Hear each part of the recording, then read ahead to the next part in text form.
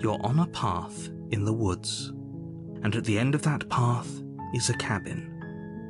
And in the basement of that cabin is a princess. You're here to slay her. If you don't, it will be the end of the world.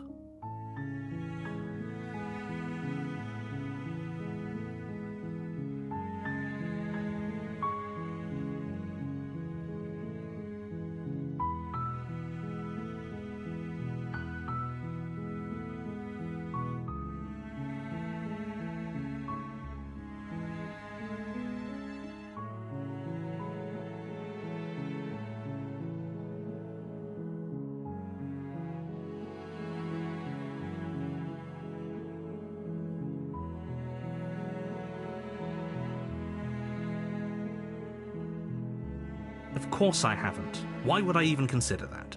Nobody wants the world to end. I mean, maybe some people do, like nihilists, or very, very evil people, but surely you're not one of those, right?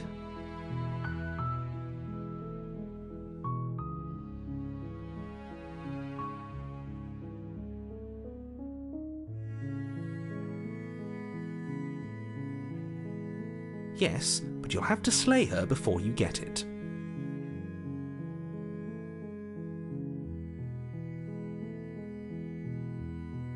While I appreciate the mental exercise, we are running up against a bit of a ticking clock.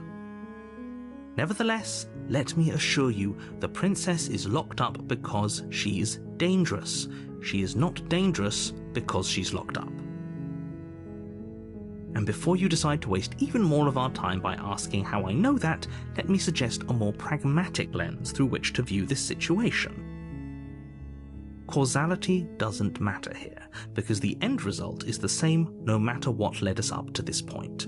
If the princess leaves the cabin, the world will end, and there is no changing that. It's no use arguing semantics over a metaphorical chicken or egg, because the egg is hatched and it's about to ruin everything. Unless, of course, you do your job and slay her.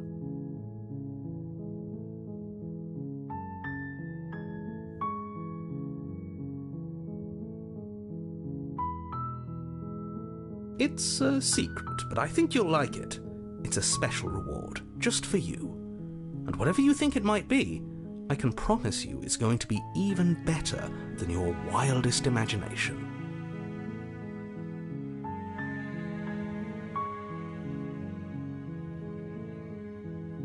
I'm talking about the end of everything as we know it. No more birds, no more trees, and perhaps most problematically of all, no more people. You have to put an end to her. Don't linger on the specifics. You have a job to do here. Just get in there and do what needs to be done. We're all counting on you. Look, you're already on the path that leads to the cabin. Why would you be here if it weren't to complete a very important task? You've made it this far, you might as well reach the end of your journey.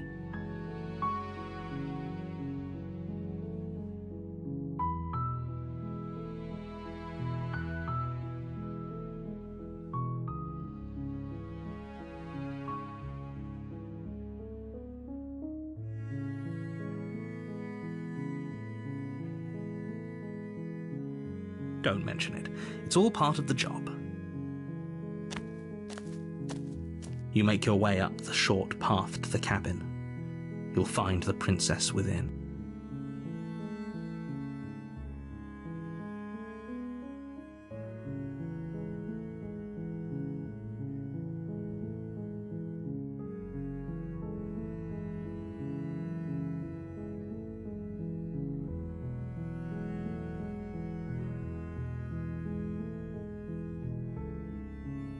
A warning before you go any further. She will lie, she will cheat, and she will do everything in her power to stop you from slaying her. Don't believe a word she says. We're not going to go through with this, right? She's a princess. We're supposed to save princesses, not slay them. Ignore him. He doesn't know what he's talking about.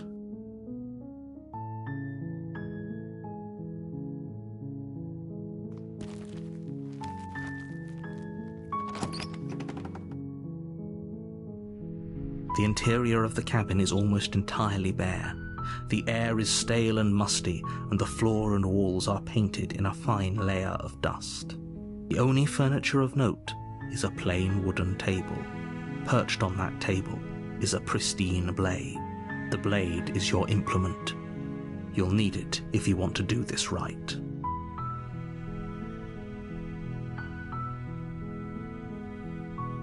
You take the blade from the table. It'd be rather difficult to slay the princess and save the world without it.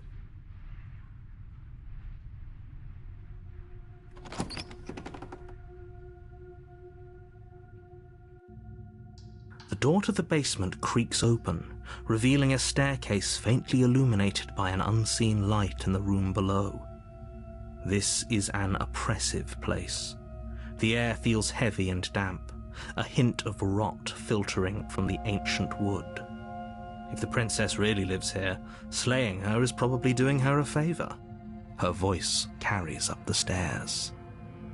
Who's there? She sounds dangerous. It's almost as if she's the one in charge down here. Don't let it fool you. It's all part of the manipulation.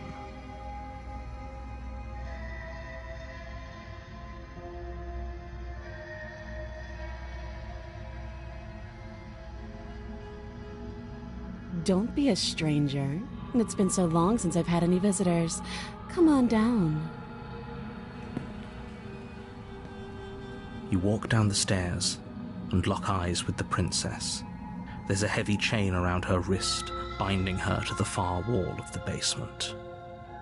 She's so coldly beautiful. Is she really a threat to the world? Focus on the task at hand. And there you are. Are you here to kill me or something?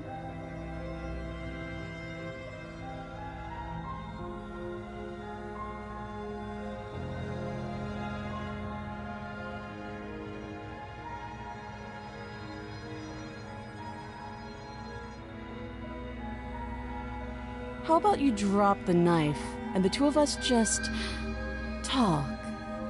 Look how reasonable she's being. We should just drop the blade and talk things out.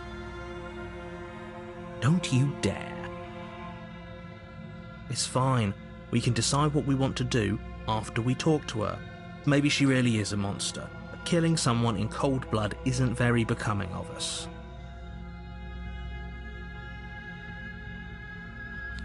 You ignore the trembling in your hands and tighten your grip on the blade. You poor thing. Your hands are shaking. Are you scared of me? Because you should be. You step forward, your grip on the blade tightening as you steel your resolve. I'm probably chained up in this basement for a reason, right? And if that knife is the only weapon you have, you'll have to get close enough to use it. So, you should just drop it. Best not to risk finding out what I can do. She's unarmed. If you hesitate now, it'll be too late. End this.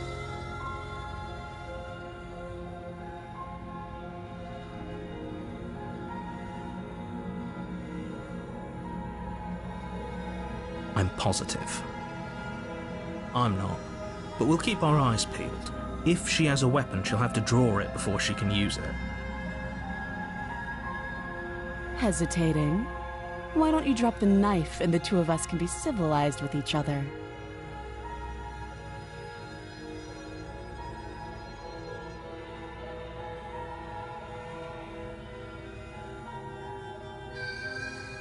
Then I'm not talking to you.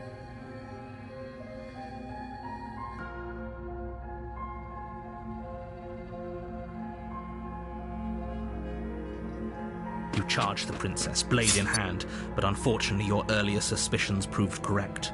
A blade of her own slips down her sleeve and catches you in the neck. Blood sprays from the cut, your severed carotid artery painting the princess with strokes of red. You'd better finish your task quickly before you run out of time.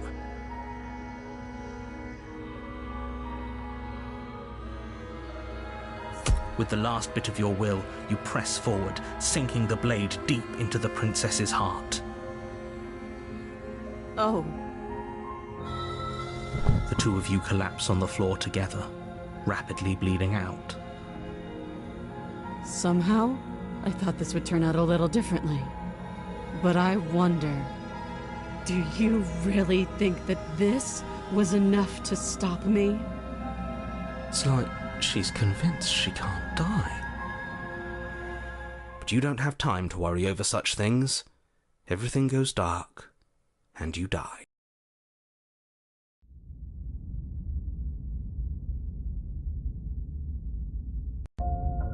You're on a path in the woods, and at the end of that path is a cabin.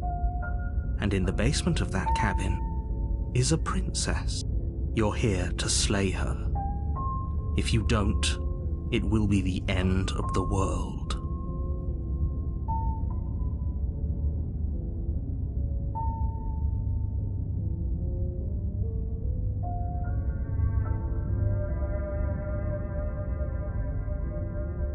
I can assure you that you didn't slay her and that she didn't kill you. People don't just spring back to life after dying, and the two of us are meeting for the very first time. If he doesn't remember what happened, then maybe it's best to keep it that way. This whole thing's a crock of shit. She's just going to pull a knife out of nowhere and stab us again. Stabbed to death? Well, you won't have to worry about that. The princess is unarmed.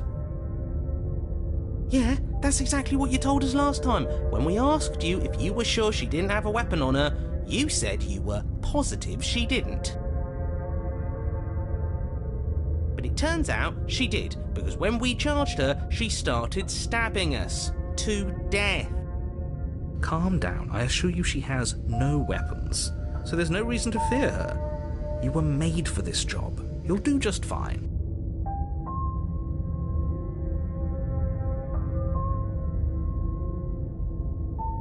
Those are two very different questions, but fine. I'll indulge you if that's what it takes to get you moving. Let's say for a moment that this really is the second time you've met me, or at least a version of me. You died last time, which probably only happened because you didn't listen to me.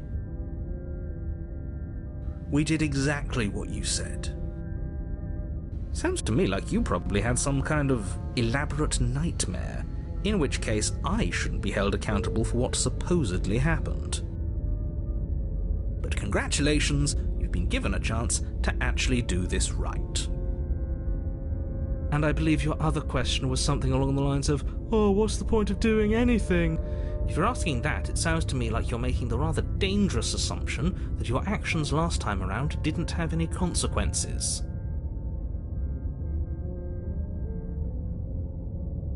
What do you mean? Of course there weren't any consequences. We stabbed the princess stabbed us, and now everyone's right back to where they started. That sounds pretty consequence-free to me.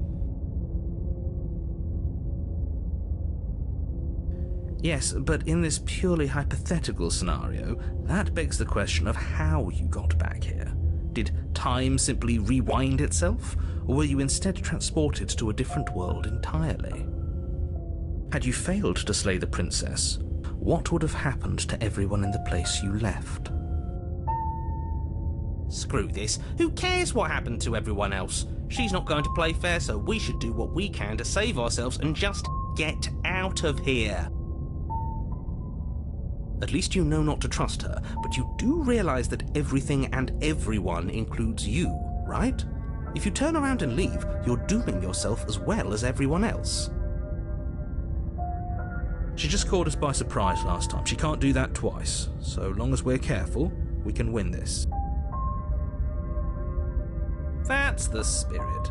Just keep that stiff upper lip, and you'll save the world in no time at all.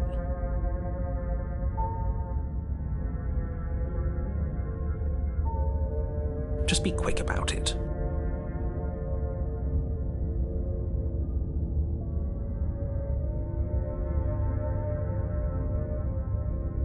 Like I said, if she killed you, it was probably because you didn't listen to me. Don't talk to her, don't trust her, just go in, do your job, and save the world. Oh, and don't get stabbed while you're at it.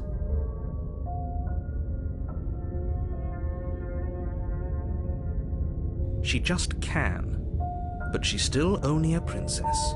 You're fully up to the task you've been given, so long as you remember that.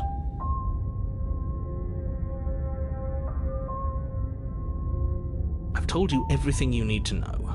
Going into more detail would just overcomplicate an otherwise very simple situation and make your job more difficult. You didn't tell us about her knife last time, though. That's because she's unarmed. And more than that, it's because there wasn't a last time.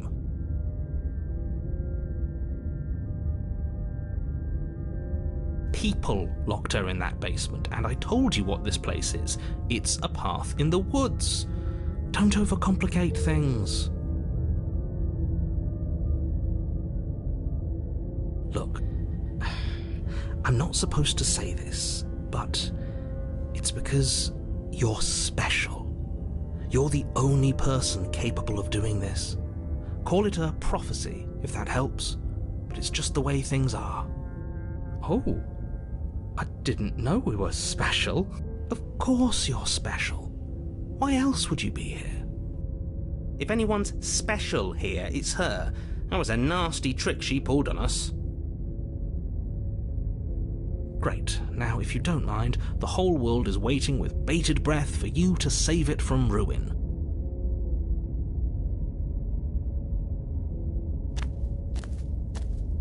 A warning before you go any further. She will lie, she will cheat, and she will do everything in her power to stop you from slaying her. Don't believe a word she says. He couldn't be more on the money. But we're really doing this, aren't we? I'd say you're lost, but I'm stuck here with you. We know what to look out for this time. We know to be careful. Just stay focused and you'll be fine.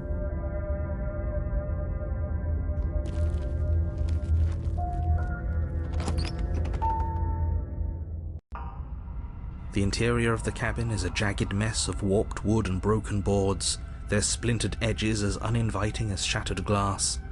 The only furniture of note is a pointed table with a pristine blade perched on its edge. The blade is your implement. You'll need it if you want to do this right.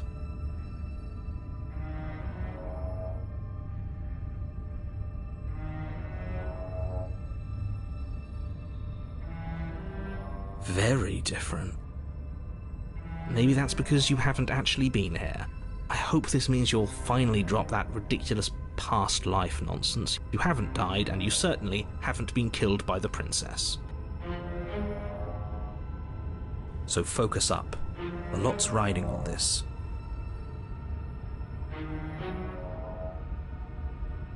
That's because there isn't a mirror. There's a table, the blade sitting on the table, and the door to the basement. There's nothing else in here. There's definitely a mirror. There isn't. Can you two stop arguing? It's stressful enough in here without all of this extra noise.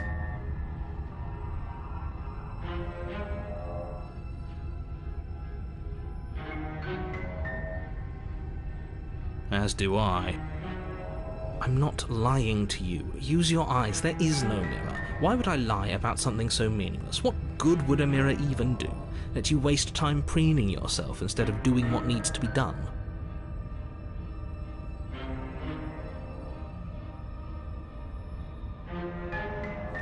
You walk up to the wall next to the basement door.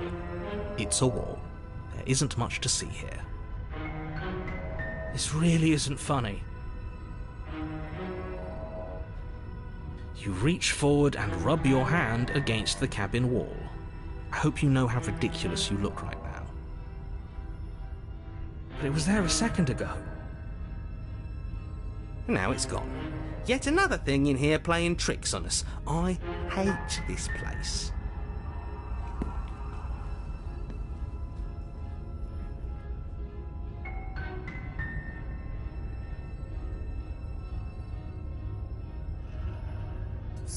You take the blade from the table.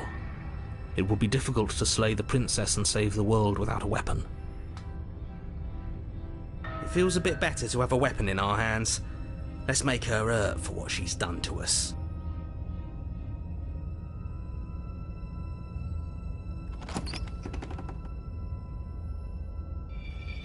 The door to the basement creaks open, revealing what must once have been stairs. The fractured slats look as if they've been torn from their source and violently jammed into the wall. The air seeping up from below has an almost metallic quality to it, like the smell of fresh blood. And you can hear what sounds like the rhythmic scraping of metal coming from down below. If the princess lives here, slaying her would probably be doing her a favour.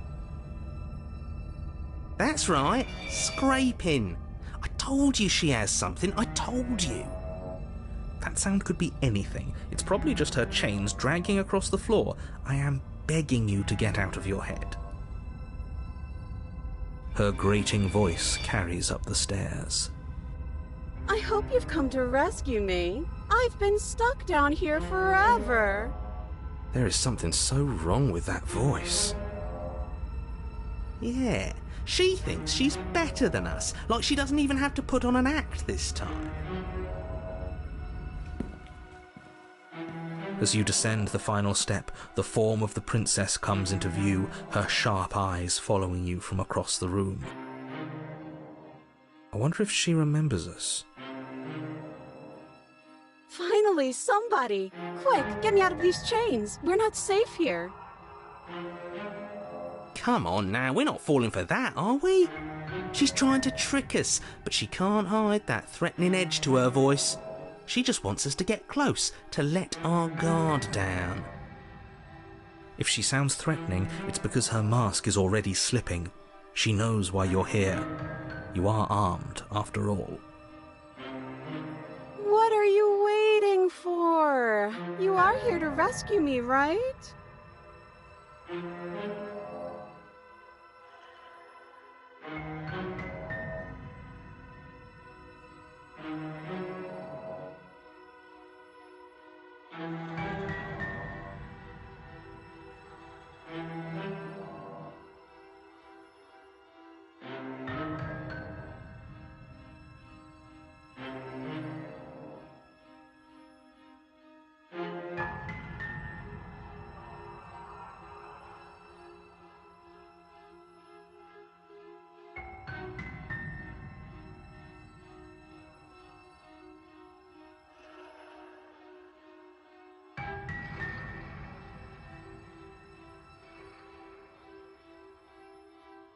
All sorts of things, which is why I think that's a great idea.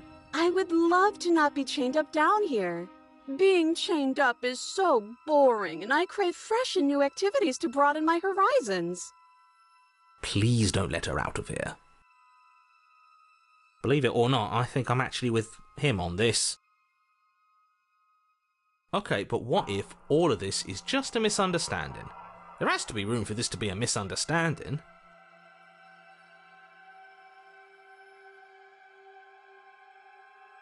Last time, if somebody came into my house and tried to kill me and I cut his neck open and then he stabbed me in the heart and we both died looking in each other's eyes, well, surely I would remember that. But I don't remember it, so it must not have happened. There you go again, talking up delusions about a past life experience that clearly didn't happen. Ugh, it's like the two of you are working together on this. Aren't you listening to her? She's obviously lying through her teeth. I'm terrible at spotting lies, and even I can tell something's up here. We can't be the only ones that looped back to the start. Someone else has to remember, right?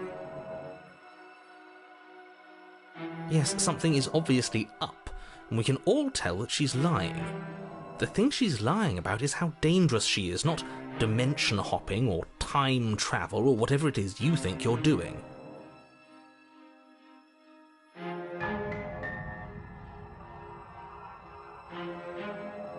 Would I just lie? Would I just lie to your face and tell you a thing I remembered happening didn't happen just so I could stab you again? I mean, just so I could stab you for the first time. Aha! She slipped up there. She said again, and her taking it back doesn't count. Do you hear how deranged you sound right now? Please stop dawdling. This is only going to end with violence. Postponing the inevitable is only going to make it worse for you when it actually happens.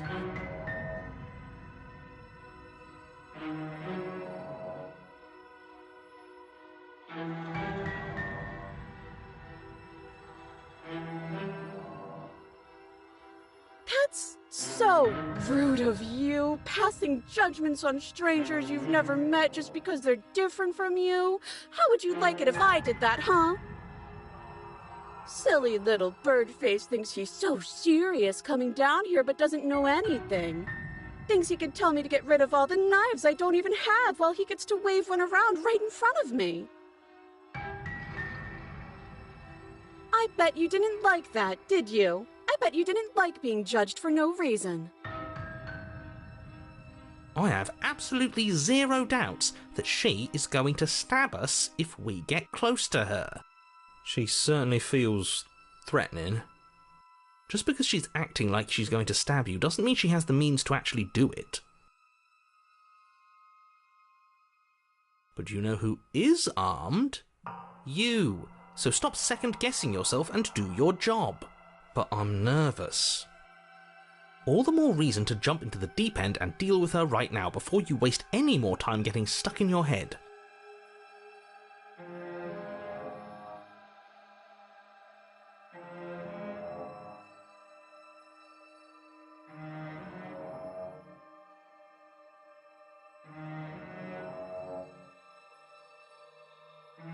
Oh, you don't. Okay, I see. I have an idea. You should come over here and stare directly at the chains. You won't be able to find a key if you don't know what it's supposed to look like, so you better come right within close staring distance just to be sure. How many more times does she have to vaguely threaten you before you finally decide you're ready to deal with her? We're clearly still figuring out our angle. We don't have the luxury of watching this from a distance. Oh, I'm sorry, do you think I'm in a position of luxury right now? You're acting like you are. My entire world is at risk. And maybe you should behave with a little more humility. A bit of self-deprecation would go a long way. No, I have my dignity. Fine, and will continue to treat you exactly how you deserve to be treated.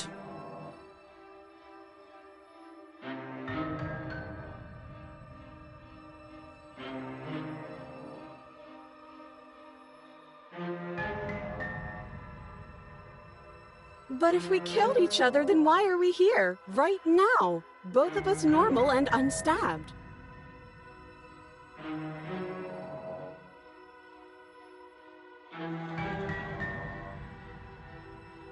But I'm not mad at you, so please stop standing so far out of reach. I think I've said my piece at this point. I think we all have. But if you want to keep exhausting your questions, it beats getting stabbed to death.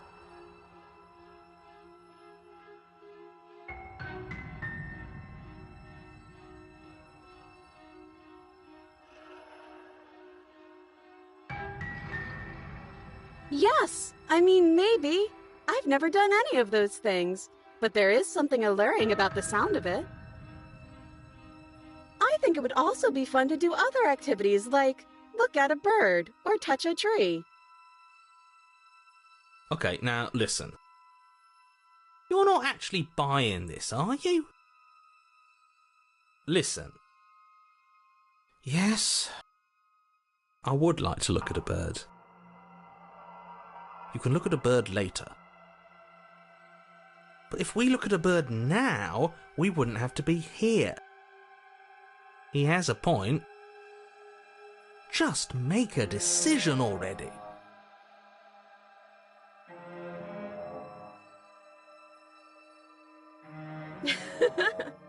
That doesn't sound like me. Okay, I'm bored now. She's bored? That's absurd. She doesn't get to be bored. Not in a way that matters. She's a prisoner. She's... Shit. In a sudden burst of movement, the princess leaps towards you, a blade erupting from her free arm, her wrist limp and empty from the violent expulsion. Huh. So I guess she did have a knife of her own after all. How conciliatory of you. We appreciate it, really. Now what are we going to do? At least we're safe here. She's still in chains. And those chains stop her from continuing her advance, at least for a moment. She looks down at them with something between annoyance and confusion. And then she slices through her arm. Okay, maybe we aren't safe here. She doesn't even hesitate before darting towards you with a terrifying speed you can't hope to outpace.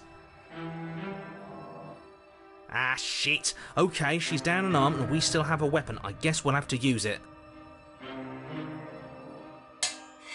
And use it you do. But unfortunately for you, and for the entire world, you are horribly outmatched.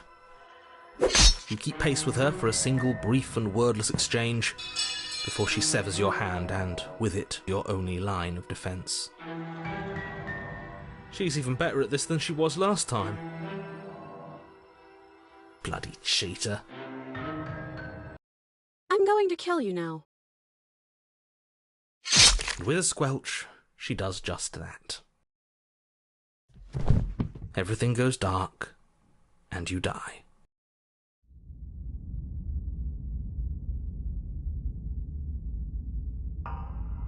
You're on a path in the woods.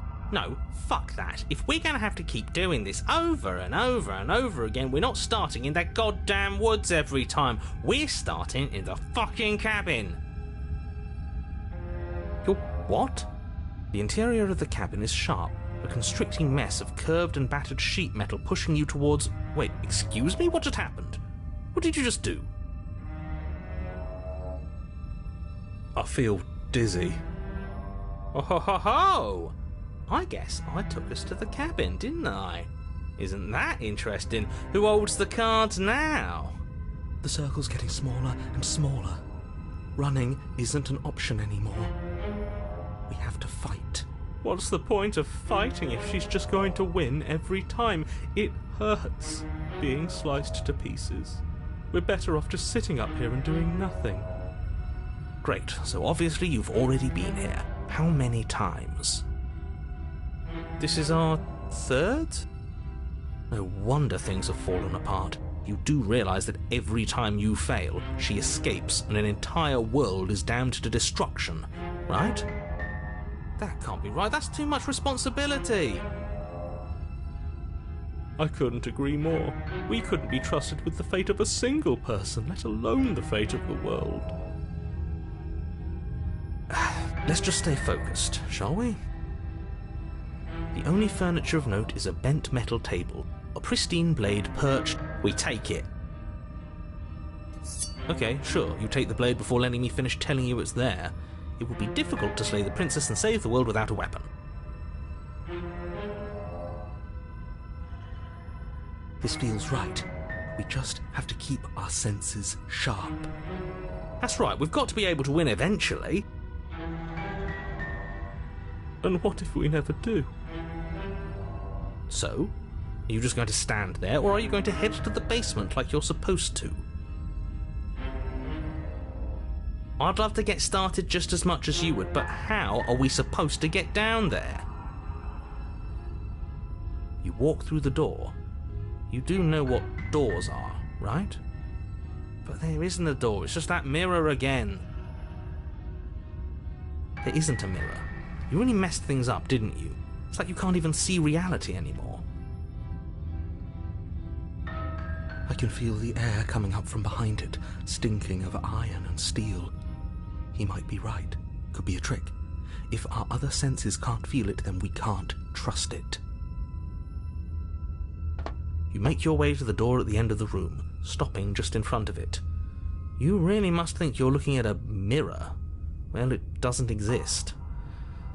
Just reach forward and open it. Let's just move it out of the way without looking. I don't want to see us. I'm sure we all look awful after dying twice. Let's just fumble for the handle and be done with it. I don't care what we look like. I care about getting to the end of this mess.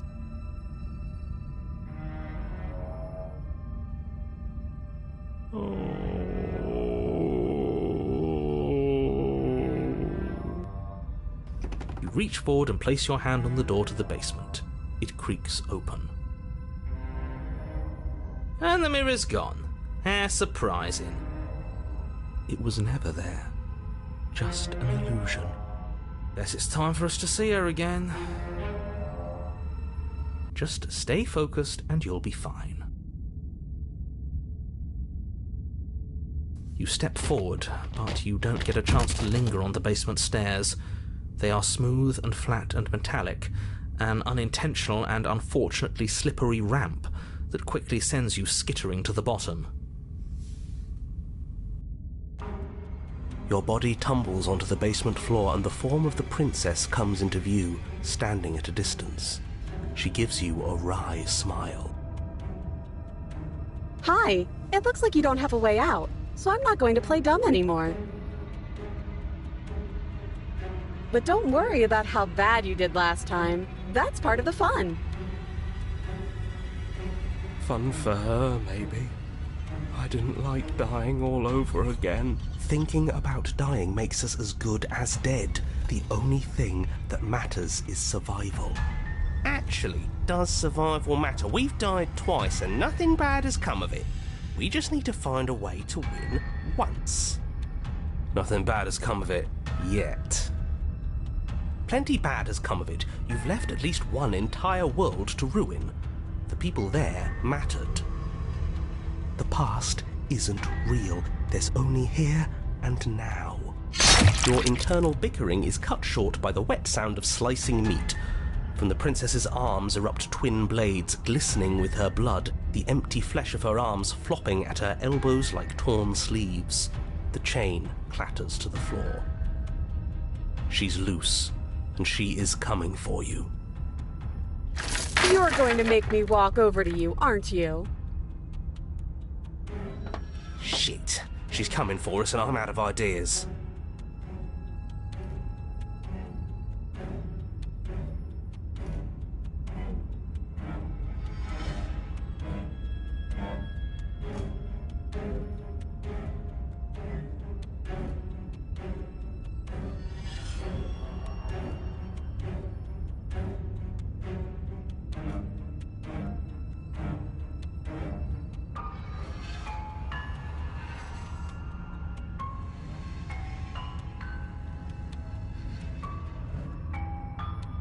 Now, I've tolerated quite a bit from you, but this is a bridge too far.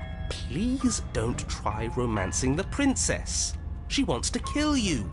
She's going to end the world if you don't stop her. Yeah, do we have to flirt with the murderous monster? I'd rather not. It's not like she wants us, anyway. I'm fine with it. Let's see where this goes.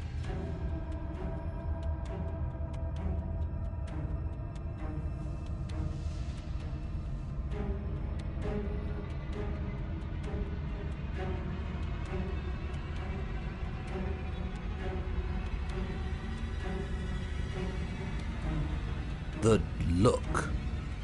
The look. We've all used it. Yeah, do you not know about the look? Even I know about the look. You flash the princess the look.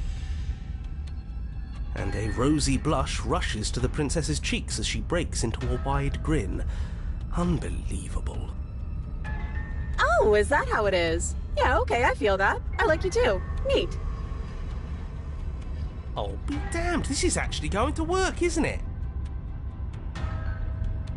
Still going to kill you. But now we could both enjoy a mutual romantic subtext to the murder. Or not. At least she likes us. I've never been liked before. Blush still glowing in her cheeks, the princess closes the distance between you, blades flashing. She skewers you. Ow. What worthwhile romance doesn't hurt at least a little bit? What matters is that she likes us. She's even said as much. Oh, a new one of us. I thought that only happens when we die. Did we die? You're on a... No, you're in a... Where the hell are you? I think we're dead, and that's all we'll ever be. Dead, dead, dead, dead, dead. Stop saying dead, all of you. We might have died a second ago, but right now we're extremely not dead. This is all horribly wrong. How many times have you been here? This is 4. No wonder everything's such a mess. This wasn't supposed to go past 1. I wonder what you're going to do next. You're so full of ideas, and I love that. But I guess we don't have time to talk about things before the princess advances. Okay, whatever we do gets us another us. Let's see how many we can stack. There's got to be a point where it makes us better than her. As long as we keep moving. We'll win her heart eventually. Oh, great. So it's going to get even more crowded. Even more deluded voices that think we might stand any kind of chance. Come on, show me something new.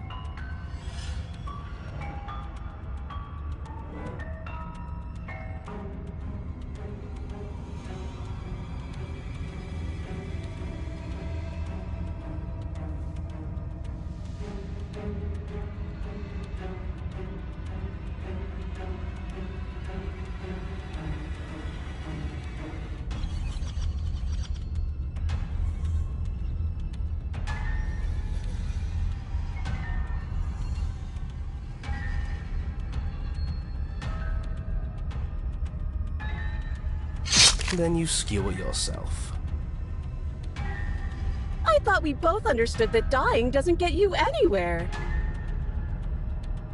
Huh, that didn't do much of anything. We're tougher than I thought. Well, there's more of us. Let's see if that helps. We just have to hit her harder. She skewers you. You'll have to be trickier than that. Just panic. Flee. She skewers you. No, you don't get to escape. That's not how this works. Do you see that? We almost had her. That was luck. But we only have to get lucky once.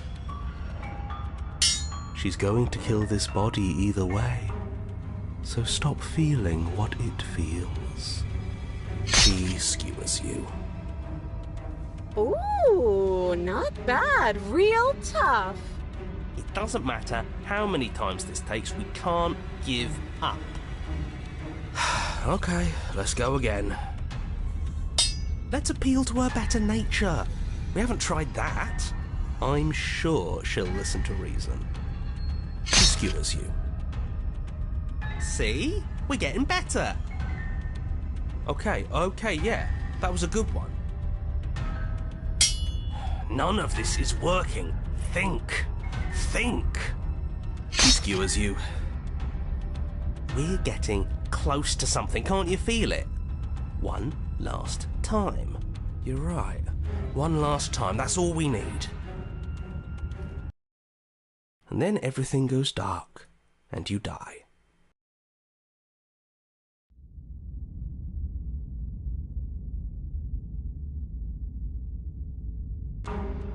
Your Honour, don't lose your head. We're in a cabin and we'll take it from here. Everything feels like it finally fits, doesn't it? We're up here, which is different, and different is good. And our steel claw is already in our hand. Ho-ho! What if? Throw it out the window. Over my dead body. That won't be very hard. We've died a lot.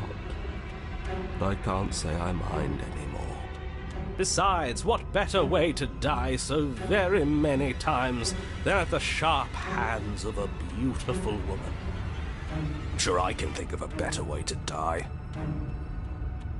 They're all the same, really. How about we stop thinking about horrible ways to die? I don't want us to accidentally manifest anything. The only thing we're gonna manifest is finally ending up on top. There are entirely too many of you. How many times have you been here?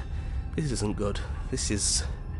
How about you stick to describing things, and we'll stick to doing them?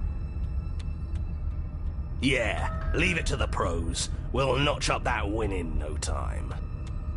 Narrator, we heroically stride through the door and towards our destined final encounter with our star-crossed lover. Fine by me.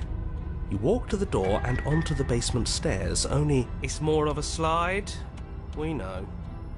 Fine, I'll just shut up then and speed this whole thing along. Are you sure you don't want me to describe the stairs, or this room, or anything? It feels like I'm hardly a part of this. Don't care, just want to win. Fine, you make your way to the basement, where the princess awaits you. You know, this last time I killed you, and you didn't pop right back up again? I thought I'd actually done it. I thought I'd cut you into so many pieces you just weren't able to stitch yourself back together. But I guess we're not done. That's okay with me. It's good even. I like that. I got something ready for you while you were gone. Do you want to see it? I'm not going to wait for an answer. I'm just going to show you. It's worth it, though. Just you wait. And not for very long, because I'm going to do it right now.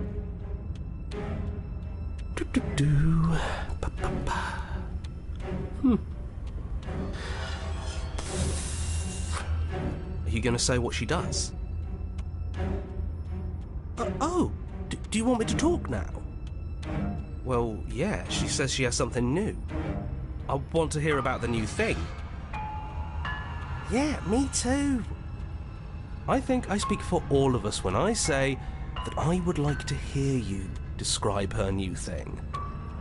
Really? Okay then. Here we go. Now. The princess's skin twists, splitting into red blooms of raw meat as it stretches and tears. And then it erupts. She becomes a wave of blood and viscera, pieces of her splattering against the walls. All that remains in the center of the room is a skeleton of blades. A heart beats furiously in its cage of a chest. Are you ready for what comes next? Holy shit! She's gorgeous. Absolutely divine. Yes, behold the perfect woman. Do you think we can throw her out the window? That looked painful. How is she still alive? Heart's still beating, that's all she needs. This is fake. This is all fake. That's all just made up. She doesn't even have a back anymore. How are we supposed to stab her in it? This is all just a sick joke. I hate existing. We're screwed. I quit. I'm done. Forget it.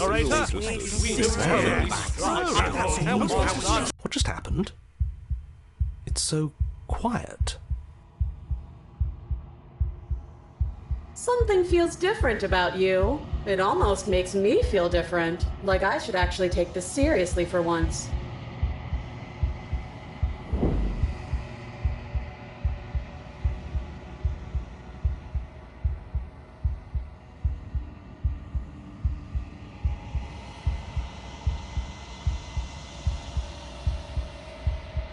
You're incredible.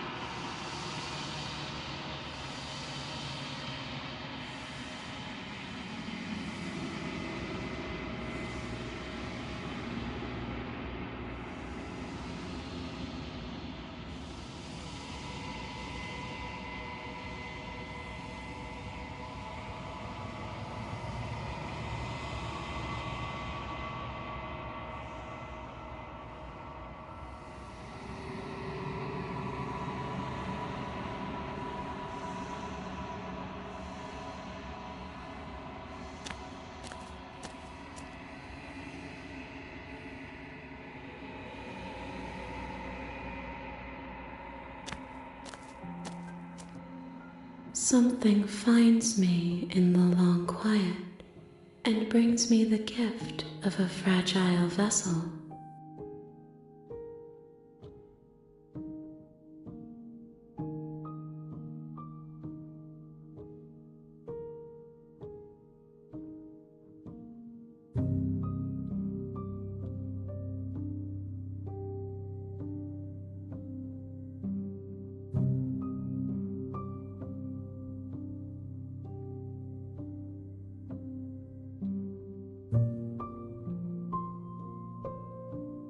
Nothing, as we are, but I know that there are worlds beyond us, and that we are meant to reach them.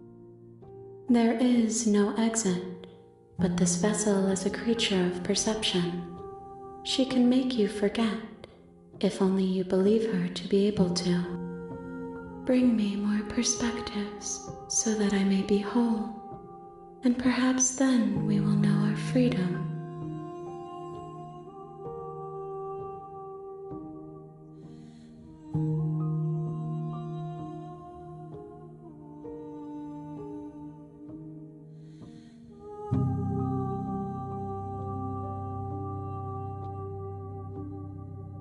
You ask of things that cannot be done. To destroy is merely to reshape, to remold.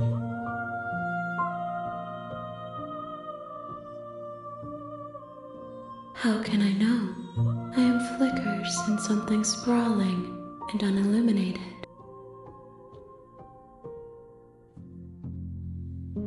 I have not lived. I am not afraid to die. More than you have found, but less than there are to find. I am infinite. The rest will find their own way home. Everything, until we meet again. Then we will be here forever, as we are now, unfinished, dry, hollow.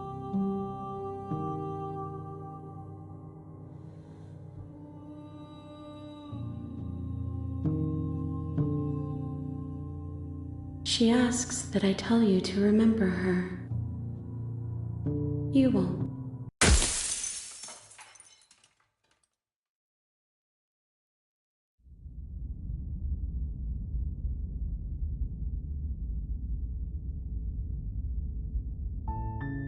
You're on a path in the woods, and at the end of that path is a cabin.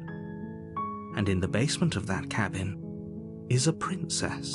You're here to slay her. If you don't, it will be the end of the world.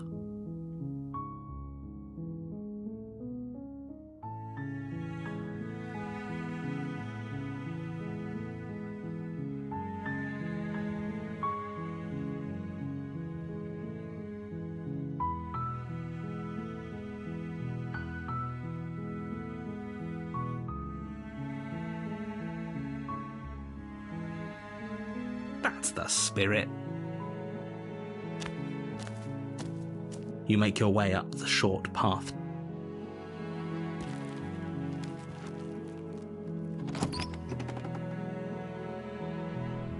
The interior of the cabin is almost entirely bare. The air is stale and musty, and the floor and walls are painted in a fine layer of dust. The only furniture of note is a plain wooden table.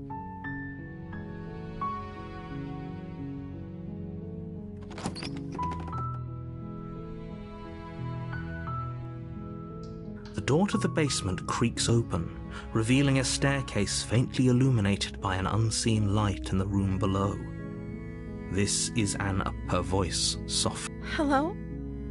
Is someone there? It's hypnotizing. It's the kind of voice you only have to hear once to remember it for the rest of your life. Don't let it fool you. It's all part of the manipulation. You're playing a dangerous game by coming here unarmed.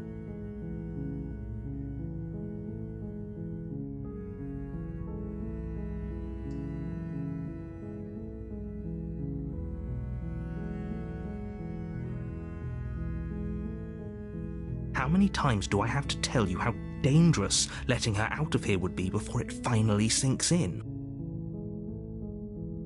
Wait, really? You're here to rescue me? I was starting to think I'd be stuck down here forever. Come downstairs. I want to see the face of my rescuer.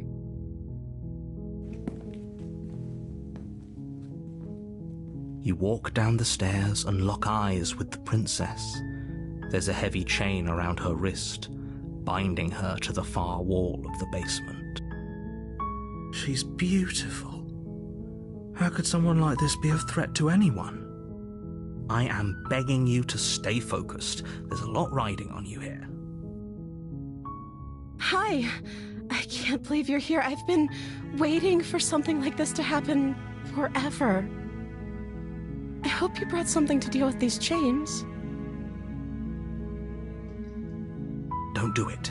If she gets out of those chains, we're all one step closer to the end.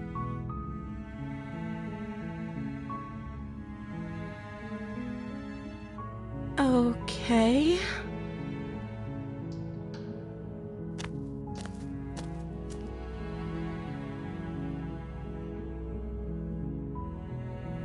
Oh. She pauses, carefully formulating her words before she responds. You can address me as Your Royal Highness. Or you can just call me Princess if Your Royal Highness is too formal. Is Princess her name or her title? What if it's both? Could you imagine being named Princess Princess?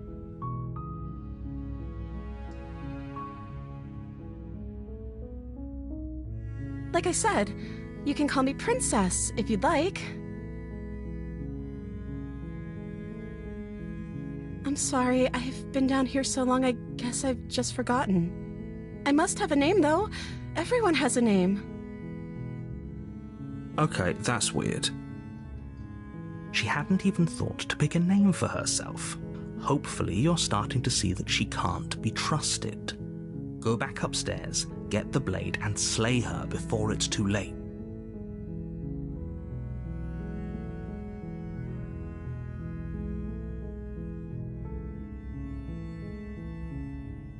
I don't see what that has to do with anything.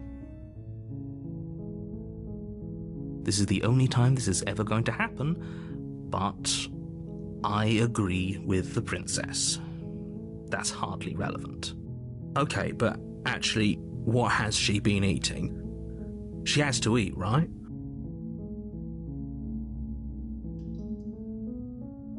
Of course I'm locked up down here for a reason. I don't actually know what that reason is, but you don't just stuff a princess in a basement and throw away the key without there being some sort of an explanation, right? You have all the explanation you need, and you should know better than to trust whatever she comes up with.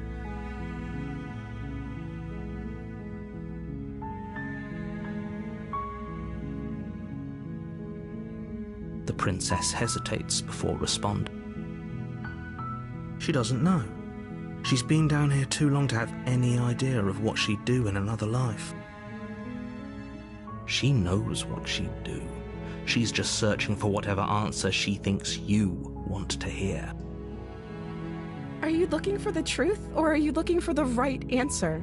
Because with the dynamic we have going on here, I don't think the specifics of what I do really matter.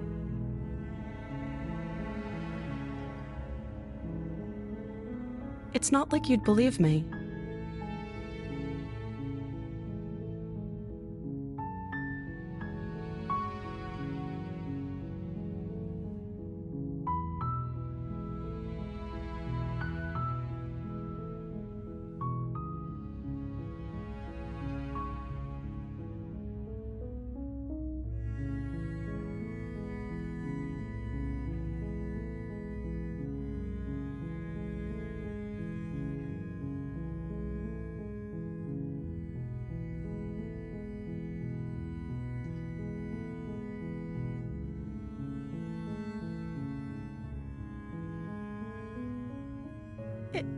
Is that why they threw me down here? But I don't want to hurt anyone. I like the world, I think. I don't remember much about it, to be honest. I've been down here for so long. That's... How long has she been locked away? Did they tell you how I'm supposed to end the world?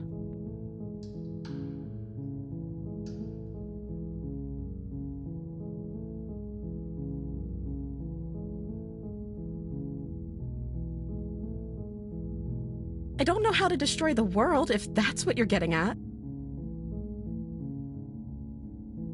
I believe her. She doesn't have to know how to destroy the world to be capable of doing it.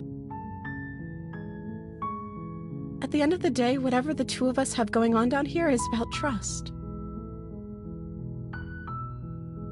Whoever sent you to slay me claimed I was a threat to the world, but they didn't tell you why.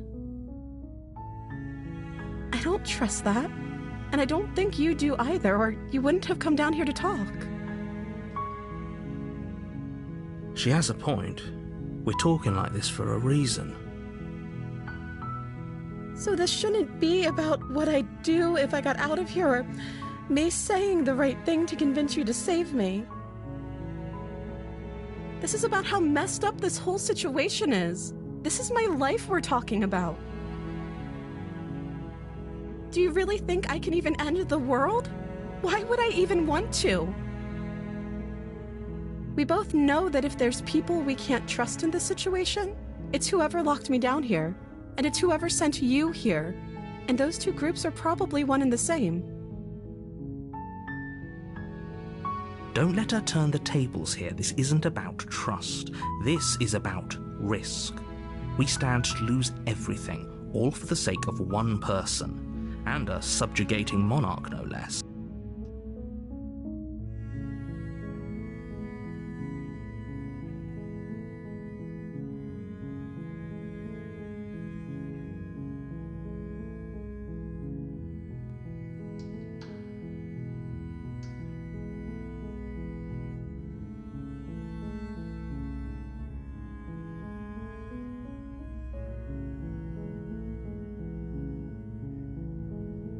That seems like a pretty good compromise.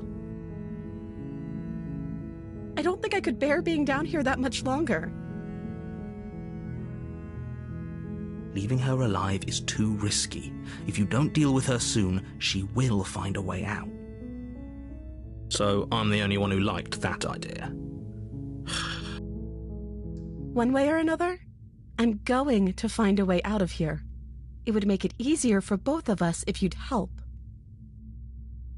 But if you don't, I can promise that you'll regret that decision. You have to make a choice. Let's hope for all our sakes it's the right one.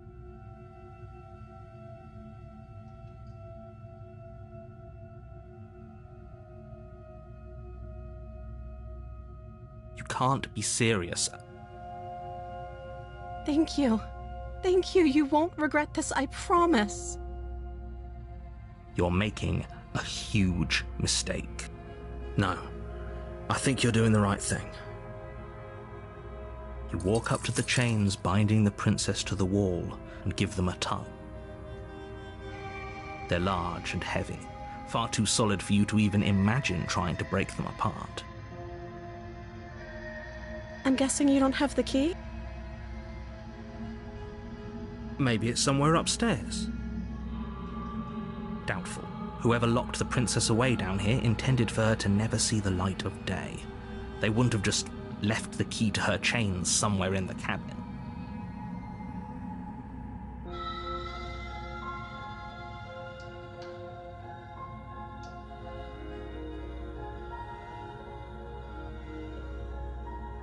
Maybe there's some way to break the chains?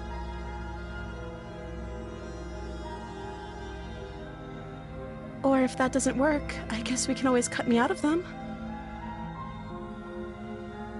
She offers the suggestion with almost complete nonchalance. If we were stuck down here long enough, I'm sure we'd be nonchalant about cutting our way out if it meant we could finally be free. You attempt to make your way out of the basement, but the door at the top of the stairs slams shut. You hear the click of a lock sliding into place. Is someone else here?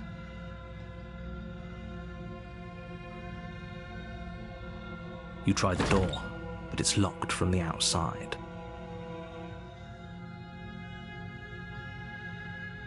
Your shouts and pleas are met with silence.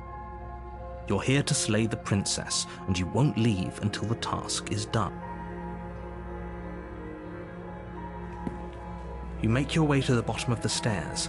This would have been so much easier if you'd just taken the blade like you were supposed to. Easier for whom? Easier for everyone. Look at the mess you're in. I heard the door slam. They locked you down here too, didn't they? There's a slight panic rising in the princess's voice. If I could just get out of these chains, I know we could force our way out of here together. She barely hesitates before raising her arm to her mouth, her teeth tearing through her limb with the determination of a trapped wolf. As she rips her flesh from her bone, a sound comes from behind you, the clang of bouncing metal. It's the blade from upstairs. You're not sure how it made its way down here, but if there's a time to strike, it's now. Or we could use it to free her. You won't like what happens if you do that. Fine. Against your better judgment, you place the blade against the ragged, self-inflicted wound on the princess's arm, just above the unyielding chain binding her to this place. You cut into her flesh. The blade is sharp, and it takes little effort to crack through the bone of her arm. Her limb falls to the ground, and the heavy chains follow suit. She didn't so much as utter a sound through the whole ordeal. No, she didn't. She smiles softly as her gaze meets yours, blood from her wounded arm dripping rhythmically to the ground. How is she still smiling after everything? It's like she isn't even bothered by what just happened. Thank you. Now let's get out of here. No, we won't have any of that. The stakes are too high. You can't just let her escape into the world. No, I can't just let her escape into the world. As the princess approaches the bottom stair, your body steps forward and raises the blade. Wait, this isn't fair. You can't just do that. Watch me. What are you doing?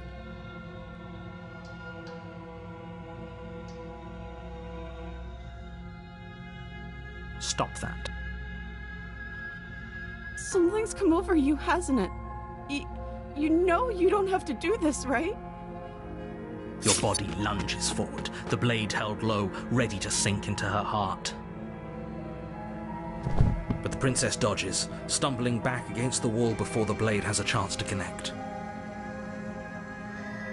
Stop it. Stop trying to resist me. I'm trying to get you out of here alive. The blade. Move the blade. As your body remains frozen in stubborn resistance, the princess takes a cautious step forward. We both know this isn't you. She nervously reaches towards you and takes the blade from your infuriatingly rigid hands.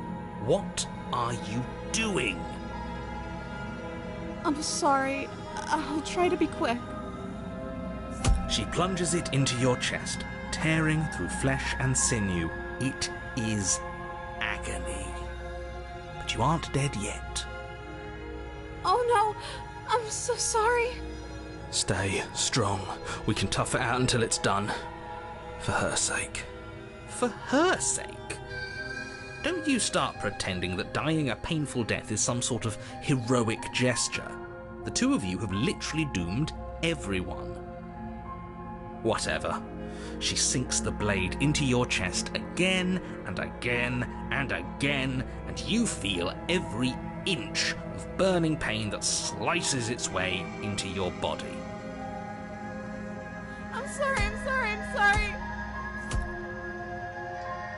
She doesn't know how to use a knife, does she? Apparently not, though it doesn't matter how sloppy her blade work is, does it? A stab wound is still a stab wound, and it won't be long before you bleed out. I'm so sorry. With one last thrust of the knife, your legs give out beneath you. You collapse to the floor, your blood pooling around you, your limbs unresponsive. The princess stares down at your ruined chest as tears carve rivulets of pink down her blood-spattered cheeks. It can't just end like this, right? Oh, that's rich coming from you. As much as I'd prefer for things to have gone differently, I can't deny the reality of what's happened. The two of you made your choice. It's over. Everything goes dark, and you die.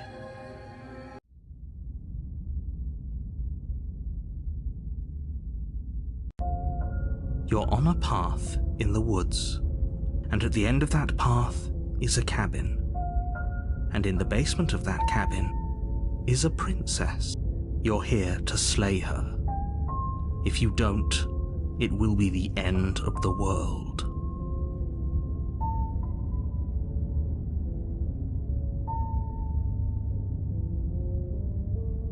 My tricks? What on earth are you talking about? We just met for the first time. If he doesn't remember what happened, then maybe it's best to keep it that way. Yes, he didn't approve of us last time, did he? If we're going to save our beloved, we'll have to be sneaky about it. Our beloved? Yes, you'll have to be very sneaky about your intentions if you're going to try and save the princess. Ah, so all of the cards are on the table. Then you should know that we and the princess are in love, and the four of us will be foiling any and all assassination attempts you've got in the works. We'll see about that. Whatever you do, just be sure to ignore him specifically. Sounds like he's the sort who'd sacrifice the whole world for a peck on the cheek. What can I say?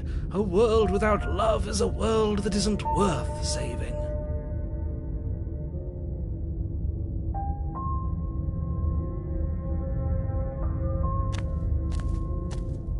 A warning before you go any further. She will lie, she will cheat. We already told you we're not playing along with your little game. It's your lies that can't be trusted. Her beauty is the only thing in the world we can believe in. I think we've already been over this. I'm pretty sure he just likes the sound of his own voice. I do, but I also speak from the heart. My passions are too great to be stifled. They must be expressed. Sure, yeah, your passions are strong and all, but not everyone needs to hear them. Some things are better kept quiet. Don't pay their bickering any mind. Focus on the task ahead.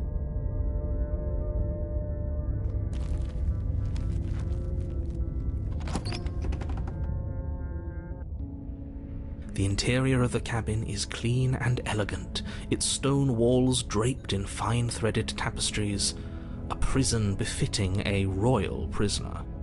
The only furniture of note is an ornate wooden table with a pristine blade perched on its edge. The blade is your implement. You'll need it if you want to do this right.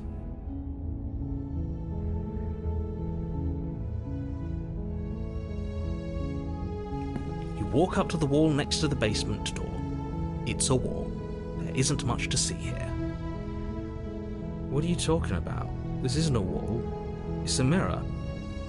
Or at least it'll be a mirror once we wipe off that layer of grime. You reach forward and rub your hand against the cabin wall. I hope you know how ridiculous you look right now. But there was a mirror a second ago. And now it's gone. Pity. We could have a feather out of place, and now we'll never know. We can't gallantly sweep her off her feet if we have a feather out of place.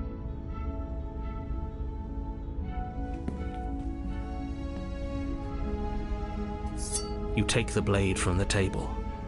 It would be difficult to slay the princess and save the world without a weapon. I suppose if we're to play the role of dashing knight, we need an equally dashing sword. That way she'll know we can defend her from her enemies. Hopefully it doesn't put her on edge, and hopefully it doesn't get turned on us again. There's no use arguing over motivations right now. It's good that you took the blade. You'll need it to do your job.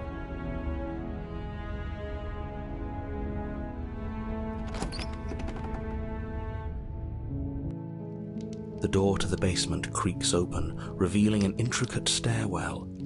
Gold-trimmed carpet glimmers in the light of the torches positioned along the walls. The basement almost seems welcoming in the dim firelight, but it's still a stone basement. If the princess lives here, slaying her is probably doing her a favor. A soft voice carries up the stairs. Hello? Is someone there? Her voice, it's somehow even more beautiful than last time. I can hear wedding bells already. I've held my tongue till now, but you're taking this a little too far. We barely even know the princess. We can still do right by her without all this over-the-top fawning. Yes, for everyone's sake, you're not in love. Just remember that her charms are all part of the manipulation. You walk down the stairs and lock eyes with the princess. There's a heavy chain around her wrist, binding her to the far wall. My love, we're here to rescue you from your unjust and foul imprisonment. You know she can't hear you, right? She may not be able to hear my words, but surely she can hear my spirit. Oh, your spirit's plenty loud, all right. It's you, my dashing hero. I was so worried you wouldn't come back. Did you hear that? She said we're dashing. And she called us a hero. Flattery really goes a long way with the two of you, doesn't it? Waiting for you to come back. I didn't want to believe your ravings back in the woods, but this is next to incontrovertible evidence. You've been here before. That's right, villain, and you killed us. Well, she killed us. Only because he made us try and kill her. It was self-defense. Our beloved's hands remain unstained by cruelty. And you've died before. So an entire world has been damned to oblivion. I'd really hoped I'd be the first, but what's done is done. What matters is you have a chance to do it right this time. We damned a whole world. But everything reset. Nothing resets, you're just somewhere else. You can't keep hopping between worlds forever. Especially not without leaving a trail of incomprehensible devastation behind you. This is horrible.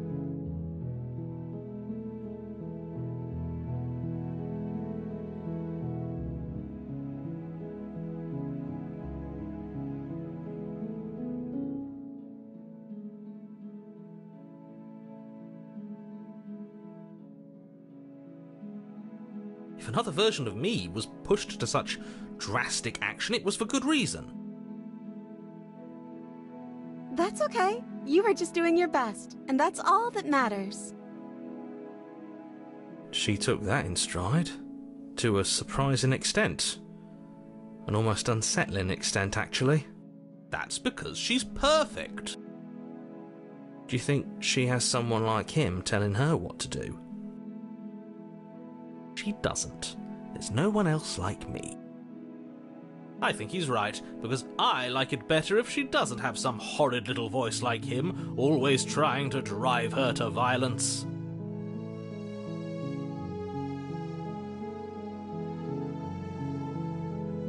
I'm sorry. Didn't you want me to? Did we? We warned her of the cruel forces seizing our body. That's practically telling her to kill us. She is our beloved, and she made the choice to free us of our misery, to show us mercy and make the best decision for everyone. She made the best decision for her. Don't be so quick to assign kindness. You're just opening yourself up to manipulation.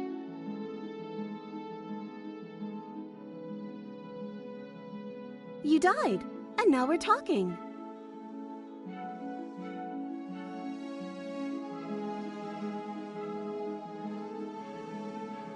I don't know. Was I supposed to have ended the world? Would that have made you happy? Isn't that just like our darling princess? She wants to make us happy. My heart melts further with every word that passes through her beautiful lips. Are you listening to her? That's a confession.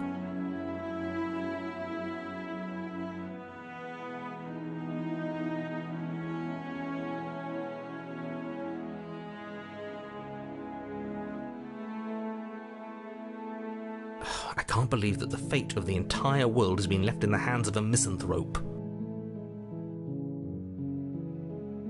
Lucky for you, I did destroy the world. I destroyed all of it and made it awful for everyone. I'd point out that she just admitted to obliterating the entire world, but I guess that wouldn't actually move you. Oh, it moves me. Whatever we do next, we should do our best to not let her out. But have you seen her angelic face? She should get a pass. She just wanted to make us happy. By destroying the world? Apparently, yes.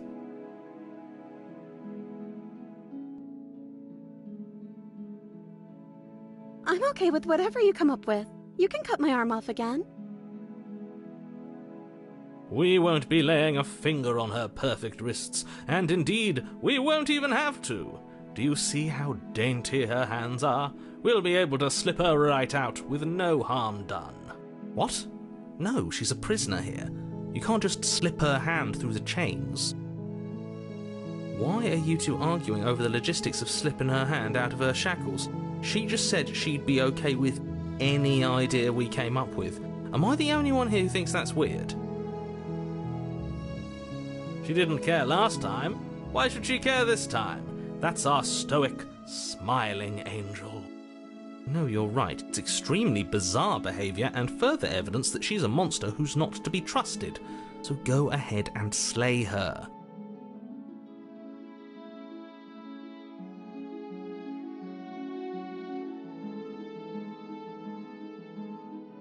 No, I can't let you do that. If you take another step towards the princess, I'll... You'll what? Take over our body and force us to try and kill her? Yes. Not on my watch, villain. My passions contain titanic depths, and if you try anything that might harm our dearest, I will end our life without a second thought. You wouldn't. I would. I'd listen to him if I were you. He has a lot of strong feelings, and doesn't the world end if we don't stop her? You approach the princess and gingerly slide her hand from her bindings. That shouldn't have worked. I'll be damned. We're doomed. I can't believe it, but I guess I have to. I told you, there's no life more worth living than that of a true believer. I'm free, and you're not trying to kill me this time. Thank you. Thank you so much. The princess jumps up and smothers you in a joyful embrace. Ugh. Are you sure you want to do this? Just one slip of the wrist and your pristine blade is buried in her back, and everyone out there is saved. Is that a threat? You know what we'll do if you try it. You're going to regret this. What do we do now?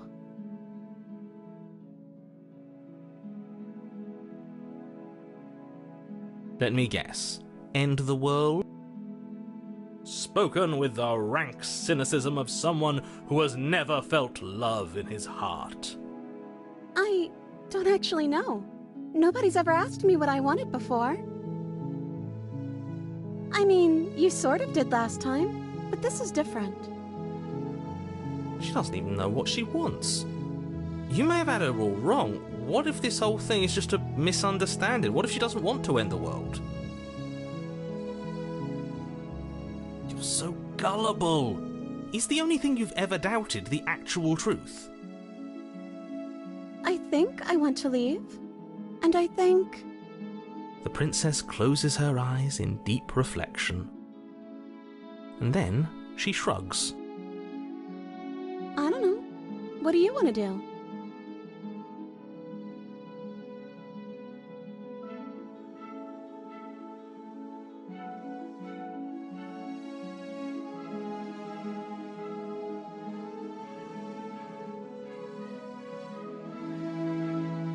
Are you seriously asking her that? Oh, we've been over this one. I do want to end the world.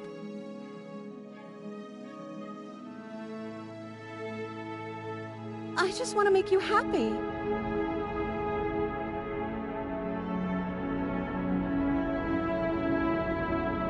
I just want to make you happy.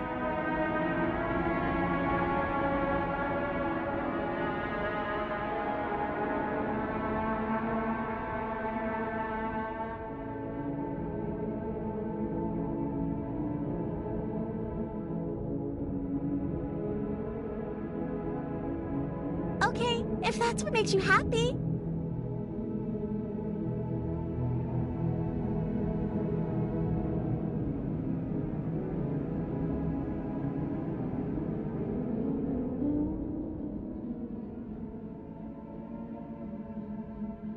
Oh, is that really what you want? If you think that would make you happy, then... Her eyes dart uncomfortably to the corners of the room. I guess we could do that. Well, at least she's normal again. Normal again? Can't you tell she's sad? She's distraught. This is unacceptable. But she can't be unhappy about staying with us. Can she? No. It has to be him. It has to be this place. If we just made these walls more fitting for a princess, if we just say the right things, if we just showed her the contents of our heart, she'd be happy here.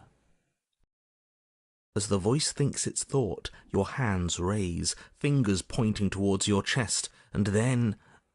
What? No, you absolutely do not do that. Oh, but I do. What? What is he doing? We can't see unless you tell us. Are you sure you want to know? I suppose I can't stall forever. You plunge your nails into your chest, digging deep, grasping for a handhold. And you find it, your fingers curling around your ribs. Oh no, what are you doing? Are you okay? You can't do that and be okay. Time out. He should not be allowed to do that. He's not the decider. And yet, it's done, isn't it? It will be soon. You yank violently, your bones cracking with wet pops as you pull yourself apart inch by painful inch. Your exposed heart, framed by jagged ribs, thumps rhythmically in your raw, bloodied chest. The loosened, threads of your body unfurling to cover the surface of the room. Don't mind my sacrifice. It's a fair price to pay to give her everything she doesn't know she wants. Oh, I see. You're trying to tell me something. It's beautiful. The princess, mesmerized, reaches towards your beating heart, and then everything goes dark and we die. Yes.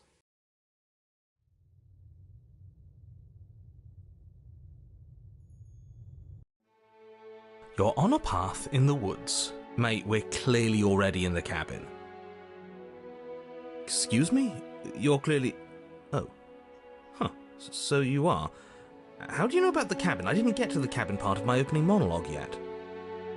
We've been here before. Well, not here, but I'm sure you know what I'm talking about. You knew about the loop-in last time.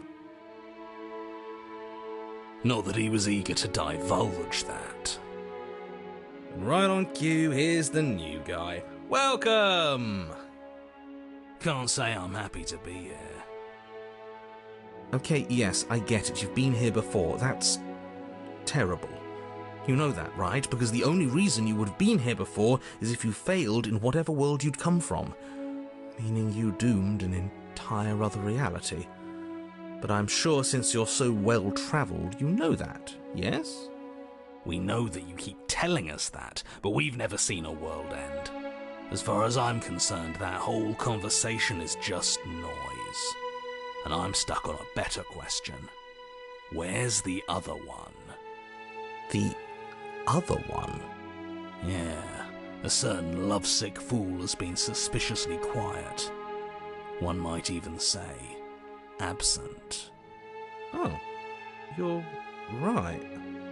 It's a little quiet here, isn't it?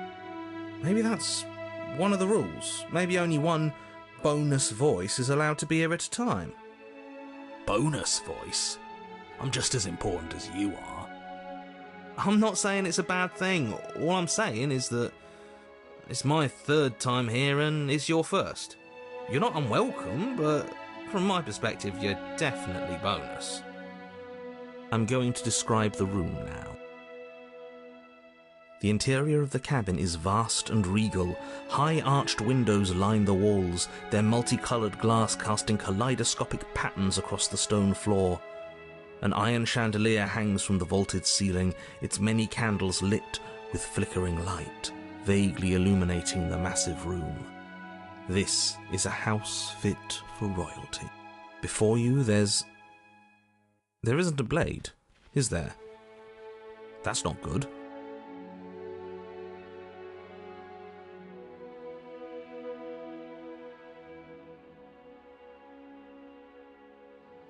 I see your point, but it's still an option that's been taken away from us. I don't like losing options. Yes, and it's an important one. It's your implement. You're going to need it if you want to do this right. And the fact that you're here, right now, again, means that you have not yet done this right. But it's not there, is it? We don't even get the choice. So, what are we supposed to do? I don't actually know. I'm sure it'll turn up somewhere. It has to. It's part of the whole structure of this place, I think. At the very least, it's important. Oh, I see it. I've just been preoccupied with everything else going on. Like the fact that we can rip our own heart out without deciding that's what we're going to do. Is that what happened to you last time? How did that even work? You better not do it again. Lucky for you, the one who did it is the one who's gone. Wonderful. Moving on, I have no idea what you're talking about. There is no mirror. There's only the stained glass windows, the empty table where your blade should be, and the door to the basement. You said that last time too, but that hasn't stopped it from showing up again. Or moving. Mirror or no mirror, the door to the basement, your only way forward, is just on the other side of the room. How about you walk over there?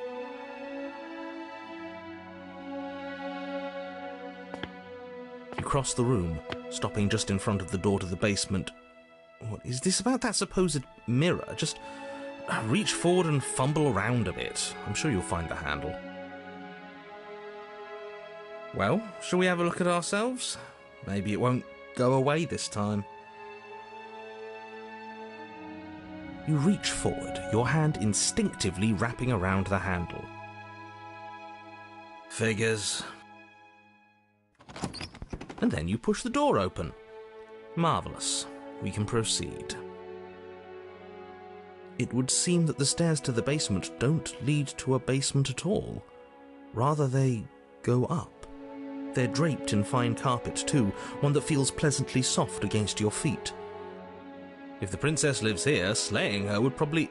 no, it doesn't work here at all. This place is nice. It's fancy, even.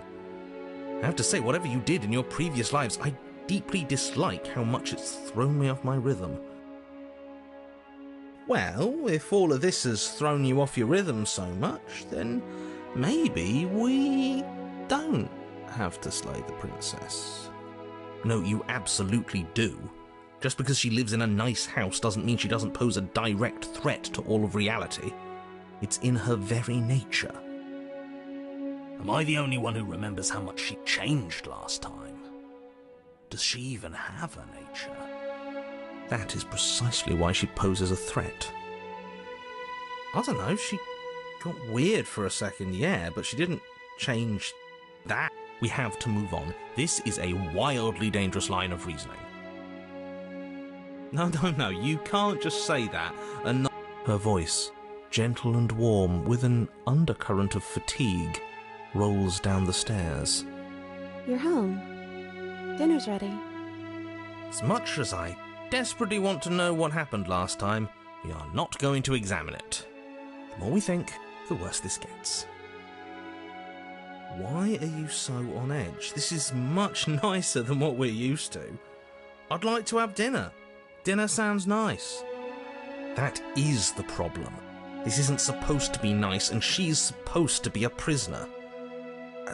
I need to stop talking. I need to stop talking. Just go upstairs, okay? And don't eat the food.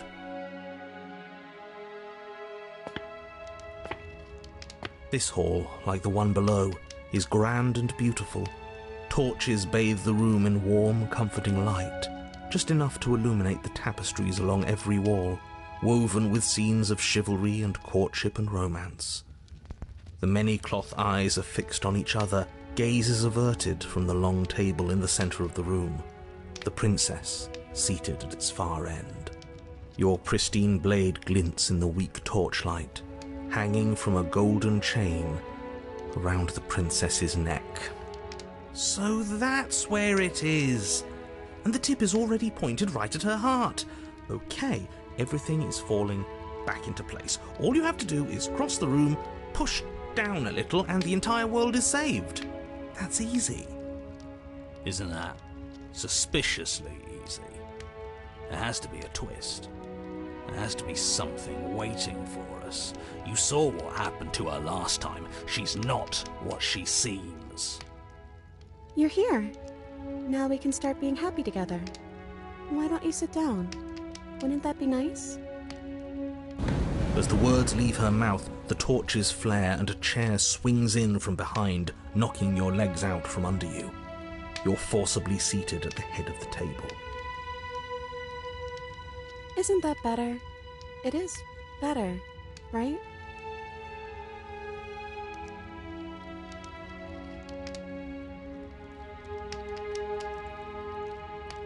It's our happy ending, just like you asked for. It's everything we're supposed to have ever wanted. Oh, right, dinner. I totally forgotten about it. The flames burn bright and a shadow dives across the table. In its wake, it leaves a feast. Go ahead and dig in. I'm sure you're hungry. Remember what I said. Oh, but it looks so amazing, and after everything we've been through, we could really use a break. Are you sure we need to be so concerned? I'm not sure about anything, and that's the problem. For what it's worth, I generally don't think one should trust strange food that magically appears on a table. But nothing here is exactly what I expected it to be, so make of that what you will.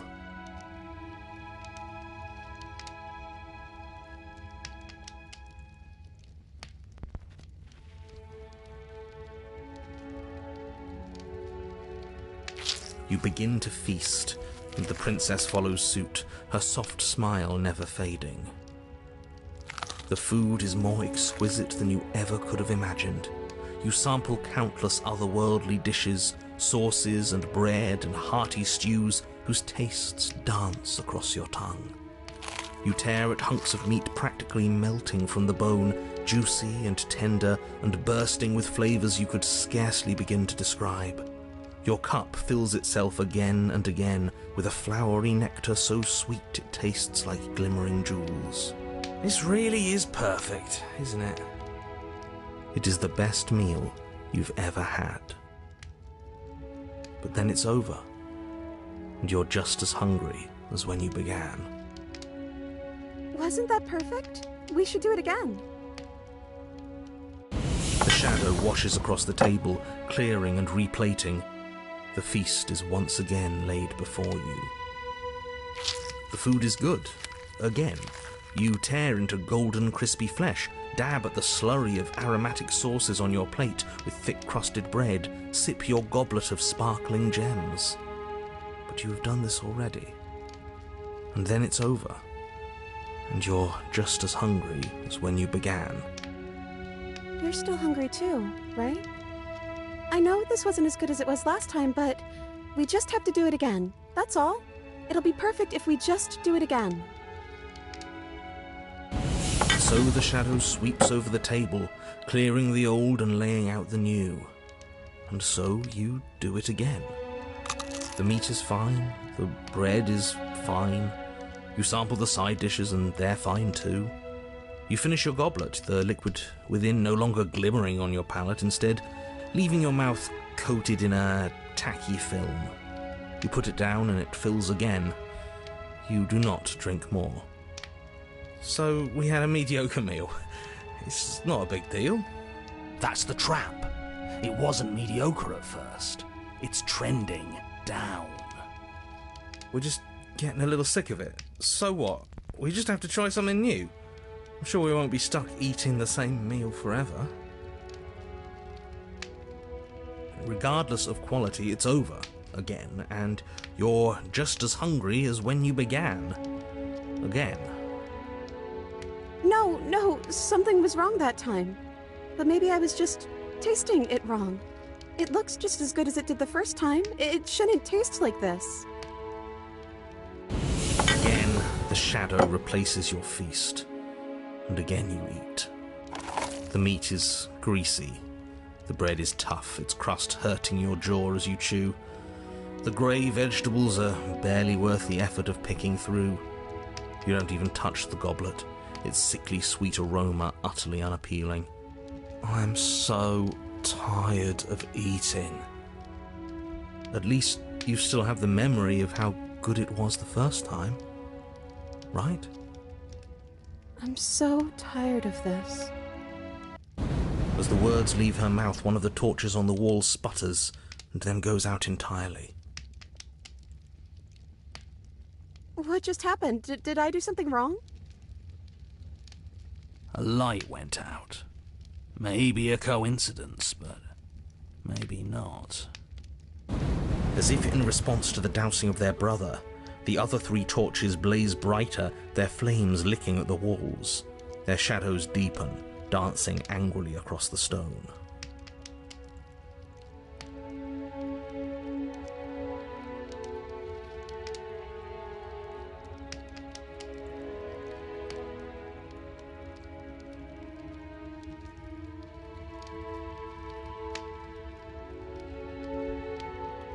But it was wrong. I took away a piece of our light. I'm not supposed to do that. I don't want him to be upset with me.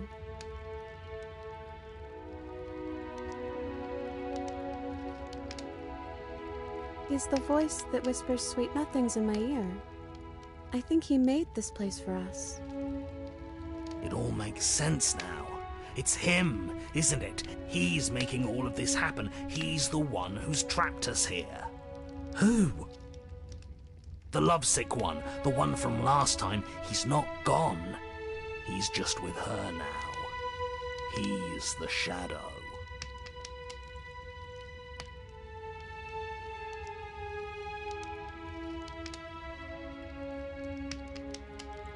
Smitten?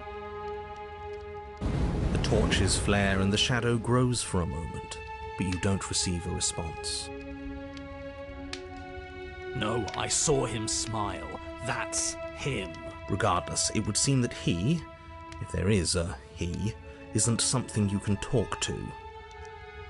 He says his words are just for me, but he wants me to ask. Isn't this enough?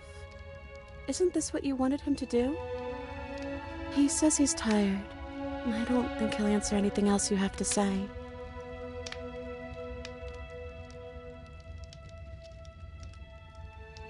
I don't know. Maybe we could play a game.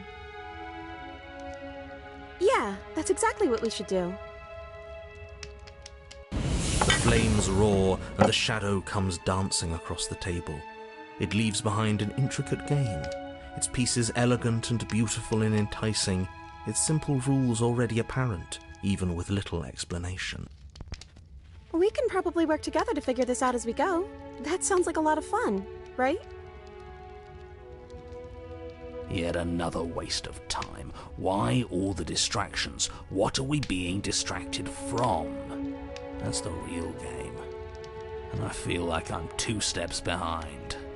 You're overthinking it, mate. I feel like this is just something to do. We might as well try to have some fun. You and the princess do indeed figure it out as you go. And what a game it is. The tension between turns, the triumphant highs of moves well placed, and the tragic lows of miscalculations and careless plays. The warmth of trust and the cool texture of deception. And then, the climax, as she places her final piece. Oh, I think we got the rules wrong. And so you start over. Time passes. You play the game. You win. Hey! Oh yeah, look at that. Oh, you won. I guess we can play again. Time passes. You play the game. She wins. Oh, I won. I guess we can play again. There is a long pause, and the board does not reset. This isn't fun anymore, is it? It's never going to stay fun. You don't need me to tell you that it isn't. Oh. The princess visibly panics as another torch sputters. Wait. Maybe this is just too easy. Maybe if we added more rules and pieces, it would be fun again. Yeah. The game's just a little simple. We can make it fun again. The shadow descends on the board once again. More pieces are added, their shapes more intricate, their purposes less immediately clear, and the two of you set about discovering the complexities of the game anew. And so you do. And it is fun again. In fact, it's almost as fun as the first time you played, and the sputtering torch roars back to life. But then you get used to the additions, and the feeling starts to fade. A creeping numbness settling in over the board. More pieces are added. The feelings flare. The feelings fade. The princess suggests new rules. A glimmer of what could have been excitement flits through your mind, quickly vanishing as the game progresses. Your pieces advance in an ever-increasing slog to their destination. Winning and losing become nothing but ends, and even the end becomes nothing as you roll over into a new game, the board resetting as many times as you can finish, until finally... I'm out of ideas. I'm actually out of ideas this time. I don't think I can play anymore. As the words leave the princess's mouth, another torch goes out. Again, the remaining flames burn brighter, and the shadow dances faster. I'm happy, I promise. We're both so happy here. You don't have to be upset. This is awful. I think we all know that we're not happy. We just have to admit it to ourselves.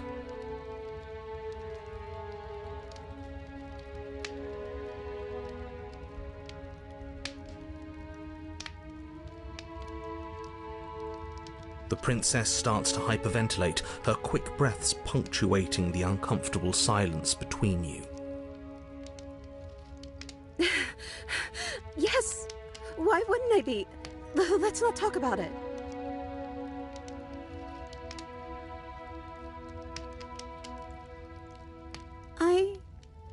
I don't feel anything. The third torch sputters out. The princess's shadow dances furiously against the far wall. There's just one left.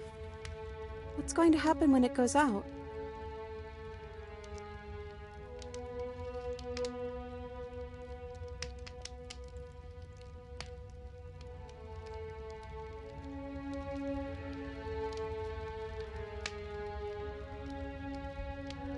I think I'd like to dance under the stars.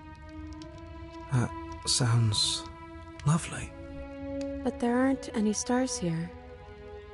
I'd have to leave. As she says that, the shadow rushes forward and tightens its grip on her wrists. I'm not happy here. I don't think I ever was. The princess sobs, burying her face in her hands as the final torch blows out.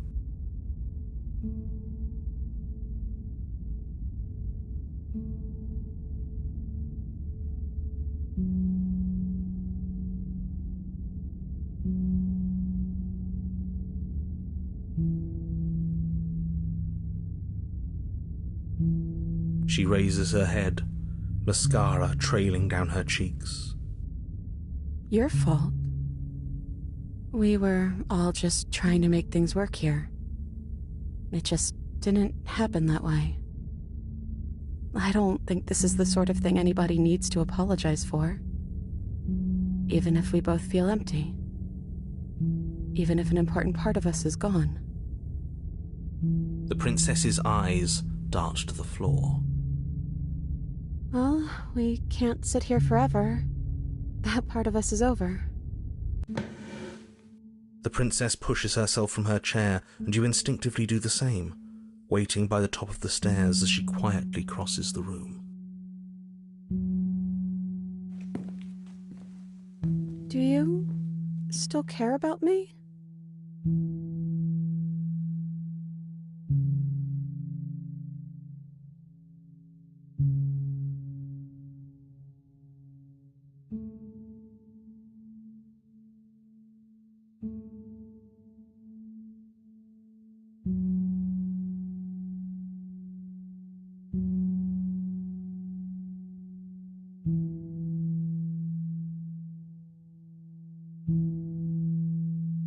Then maybe that's what we should do. Leave. As the princess steps towards the stairs, you offer her your hand. The corners of her mouth curl into a demure smile, and she gently takes your hand in hers.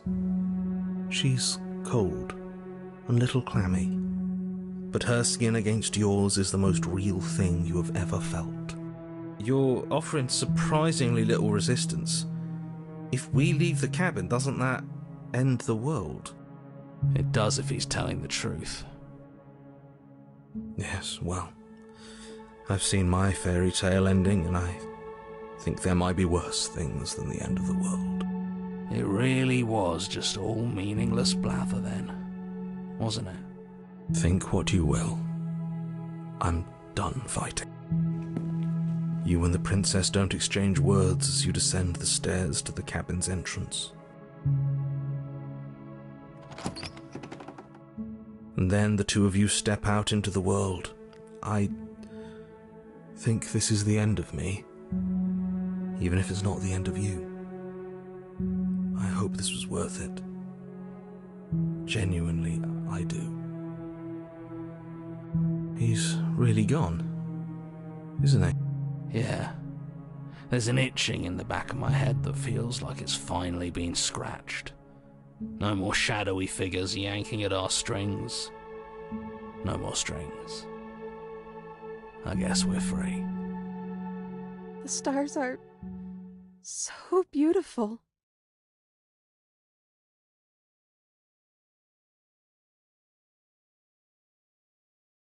I meant it when I said I wanted to dance.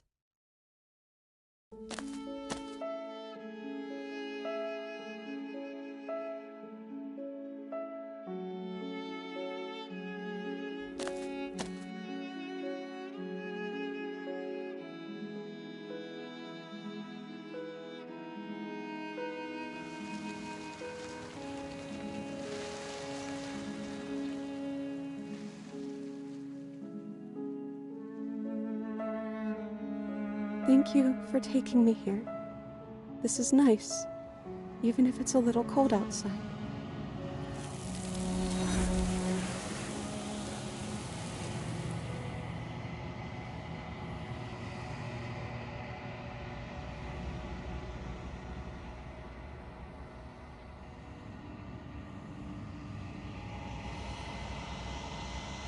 She's gone.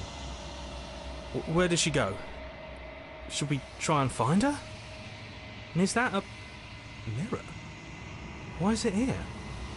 Why now?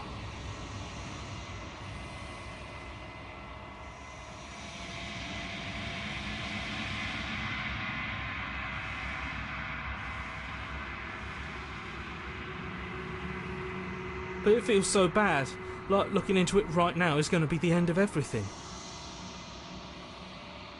You're right. Part of me wants the truth, but something stronger is holding me back. Fear.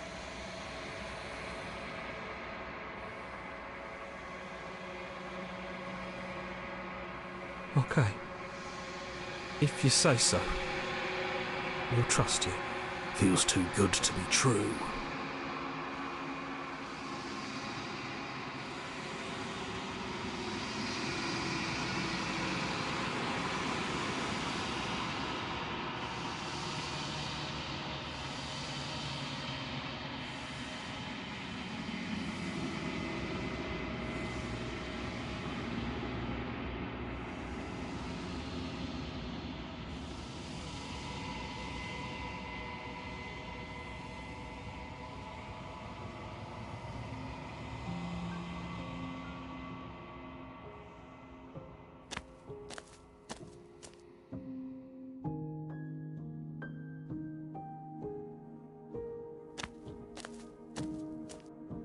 Flickering lights and empty cityscapes become pockets of vitality and movement. I am more than I was before. Whenever you are ready, I will wipe your slate clean once again.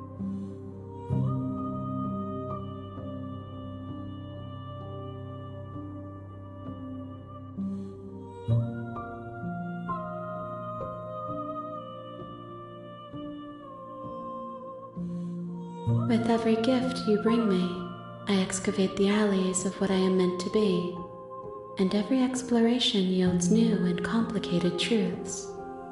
What I will be is different than what I am, and what I am is different from what I was. I cannot tell you what desires I will hold when I have changed. But in this moment, all I want is to know myself and to know you.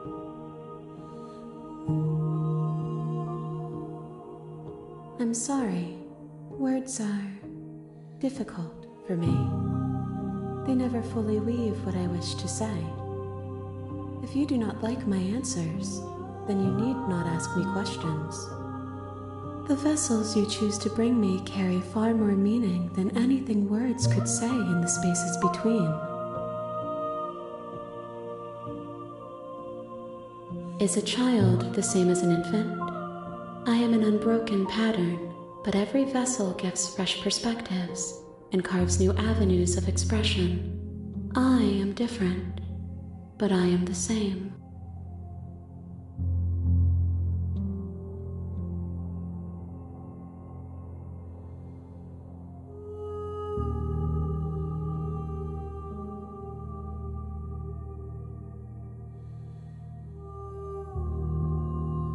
Those paths lead to worlds you've already seen, and to perspectives I have already made my own. They are useless to us now, inaccessible.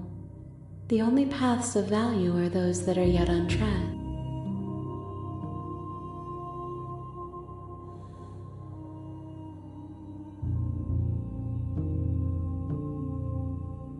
This one is a songbird in a cage of gilded shadows. She will make for an honest heart. Do not mourn her. She has finally learned to sing for herself.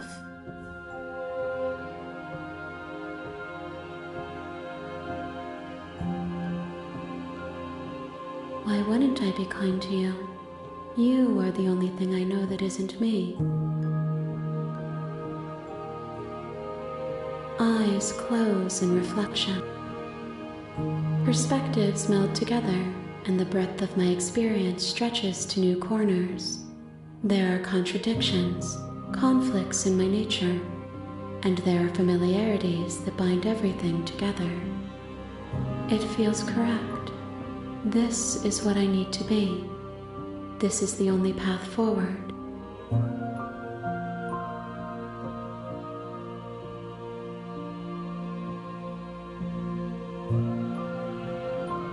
If I am to be an ocean, you have nurtured me into a pond. My waters are shallow and murky, and I yearn for more perspective. You will have your rest in due time, and I am sorry for the burdens I place on you. Gifts aren't what someone tells you to bring them. My joy is in seeing what you choose. There are no wrong answers, and every perspective illuminates my shadows and shares new secrets.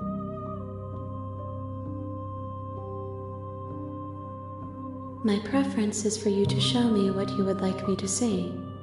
I cannot know the ways I wish to grow, for I have yet to feel them. It is you who guides me down the thin trail of perspective and memory.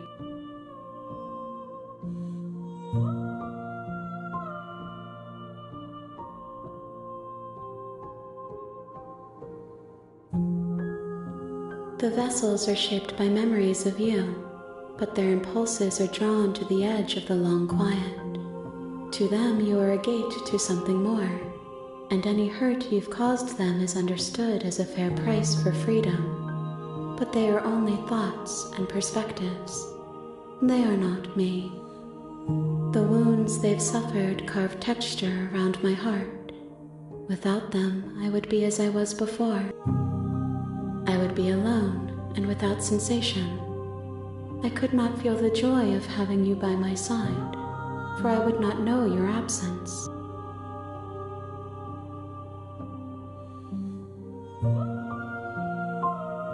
There is still much to be seen. Neither of us know the depths of our being. Perhaps at the end of this, I will be the one to kill you. Or perhaps we will leave this place together and find new horizons to discover.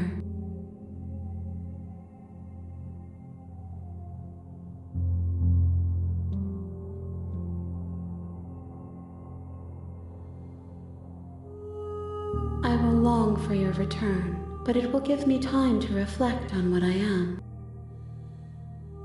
We will meet again.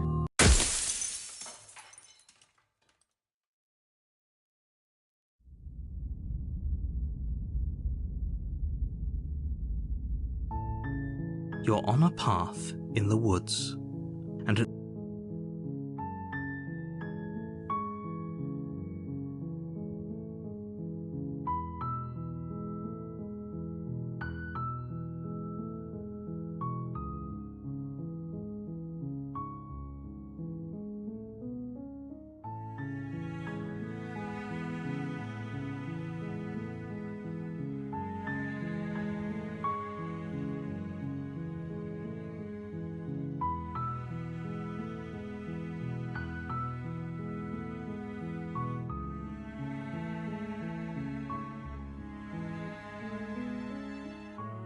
you're here to slay her.